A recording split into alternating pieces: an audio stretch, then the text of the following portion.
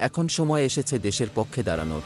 আন্দালিব রহমান, বাংলাদেশ জাতীয় পার্টির BJP chairman Andalib Rahman Partha বিদেশি কোম্পানিগুলো প্রসঙ্গে বলেছেন, প্রতিবছর আমাদের দেশ থেকে গ্রামীণ ফোনের মতো বিভিন্ন বিদেশি প্রতিষ্ঠান তাদের লভ্যাংশ নিয়ে যায়, কিন্তু তারা কখনো বাংলাদেশে উন্নয়নের কথা ভেবে একটা হাসপাতালও নির্মাণ করে না। এখন সময় এসেছে দেশের পক্ষে দাঁড়ানোর। আপনাদের ইনকাম ট্যাক্স দিতে হবে। শনিবার 23 নভেম্বর রাজধানীর ইঞ্জিনিয়ার্স ইনস্টিটিউশন মিলনায়তনে এক অনুষ্ঠানে বিভিন্ন বিষয় নিয়ে কথা বলেন তিনি। দেশের সংকটের সময় বিদেশি কোম্পানিগুলোর দায়িত্ব প্রসঙ্গে বলতে গিয়ে পার্থ বলেন, এই প্রতিষ্ঠানগুলো বিজ্ঞাপন নির্মাণ করে আমাদের আবেগ কেন্দ্র করে। 21শে ফেব্রুয়ারি বিজয় দিবস, মা দিবস এমন কোনো দিন নেই যা আমাদের আবেগকে ছুঁয়ে যায়, যা দিয়ে তারা বিজ্ঞাপন তৈরি করে না। কিন্তু আমার দেশে যখন বন্যা, কোভিড-19 এর মতো জাতীয় সংকট হয়, তখন কেন এই প্রতিষ্ঠান এগুলোকে আমরা দেখি না? আমি পরিষ্কার করে বলতে চাই, আধুনিক ইস্ট ইন্ডিয়া কোম্পানি আমরা বানাব না। বিজেপি চেয়ারম্যান বলেন, এটা ওপেন মার্কেট, এখানে আপনারা ব্যবসা করতে পারবেন। আমাদের সংবিধানে কর্পোরেট সোশ্যাল রেসপন্সিবিলিটির CSR বিষয়টা থাকা উচিত। আমাদের দেশে যেসব বিদেশি কোম্পানি ব্যবসা করে কোটি কোটি টাকা নিয়ে যায়, তাদের লাভের থেকে একটি অংশ দেশের উন্নয়নে বিনিয়োগ করতে হবে। গ্রামীণফোন বাংলাদেশ থেকে 10,000 কোটি টাকা লাভ করে নিয়ে যায়, তার 5% হয় 500 কোটি টাকা। আপনারা হাসপাতাল, স্কুল নির্মাণ করতে পারেন, অটিস্টিক শিশুদের জন্য কিছু করেন। আপনারা এসে ব্যবসা করে কোটি কোটি টাকা নিয়ে যাবেন, আর আমার দেশের CSR বলে কিছু থাকবে না, তা হবে না, এটা মানব না।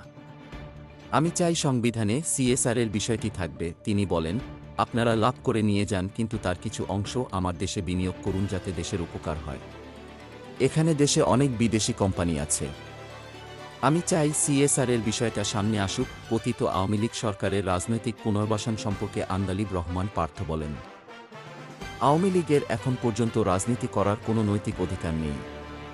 গণহত্যার জন্য যাদের অনুশোচনা নেই, তারা রাজনীতি করারও অধিকার হারিয়েছে। বিচার না হওয়া পর্যন্ত তাদের ঘর থেকে সাধারণ মানুষ বের হতে দিবে না।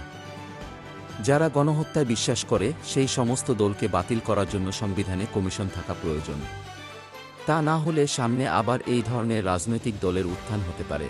তিনি আরও বলেন, বর্তমান এই সংবিধান দ্বারা দেশ পরিচালিত হলে যে কোনো সরকারই ফ্যাসিস্ট হয়ে যাবে। এই সংবিধানকে ব্যবহার করে বারবার মানুষের উপর অত্যাচার করা হয়েছে। যে সংবিধান মানুষকে নিরাপত্তা দিতে পারে না, সেই সংবিধান মানুষ ছুঁড়ে ফেলে দিবে। আন্তর্জাতিক সম্পর্ক ও দ্বিপাক্ষিক পররাষ্ট্রনীতির চুক্তিগুলো জনগণের অগোচরে যেন না হয়, সে বিষয়ে উল্লেখ করে ব্যারিস্টার পার্থ বলেন, জনগণের সামনে যে কোনো আন্তর্জাতিক চুক্তি স্বাক্ষর করতে হবে।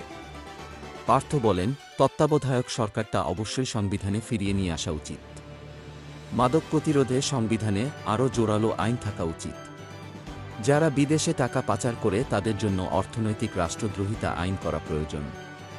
যাদের কারণে রাষ্ট্রের ভাবমূর্তি নষ্ট হয়, তাদের বিরুদ্ধে রাষ্ট্রদ্রোহিতা আইনের বিচার করতে হবে। ভবিষ্যতে যারাই বাংলাদেশের রাষ্ট্র ক্ষমতায় আসুক, তাদের আওয়ামী লীগের পরিণতি থেকে শিক্ষা নেওয়ার আহ্বান জানান barrister Partha. Desk report, BE news.